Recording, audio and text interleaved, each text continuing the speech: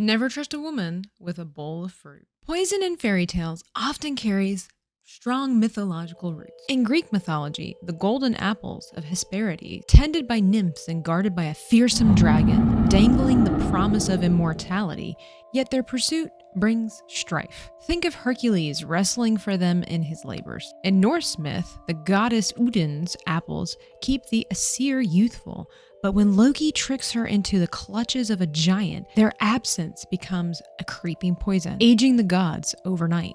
These fruits weren't always toxic in a literal sense, but their narrative weight aligns with fairy tale motifs like the poisoned apple in Snow White, reflecting a timeless theme: fruit as a vessel of both bounty and betrayal. From the biblical apple of Eden, sparking humanity's fall, to Persephone's pomegranate in the Greek lore, whose 6 seeds chain her to Hades' dark realm, mirroring nature's own fickle balance between sustenance and danger. In fairy tales, women wield poison, especially fruit, with a flair that's both chilling and captivating. The wicked stepmother in Snow White doesn't just kill, she crafts a poison apple in red and white perfection. A lure for her rival's trusting bite, her envy distilled into every glossy curve. In The Juniper Tree, another grim classic, a stepmother offers a poisoned apple from a chest, her smile masking murder as the lid slams shut on her stepson's fate. Beyond fruit, poison flexes its versatility.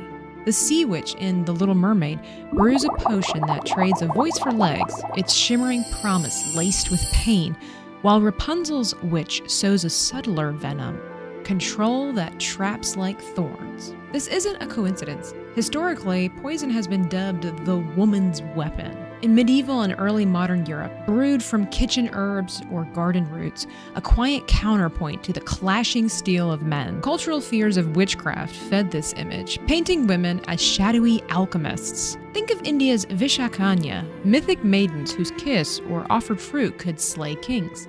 Psychologically, it's the nurturer turned destroyer. The stepmother's apple subverts care. The witch's brew twists hospitality into a trap. It resonates with ancient archetypes like Circe, enchanting Odysseus' crew with poisoned feasts, or Medea, whose venomous gifts, robes and crowns, burn her enemies alive. Fairy tales inherit this mythic fascination, amplifying women's power through the intimate, the everyday.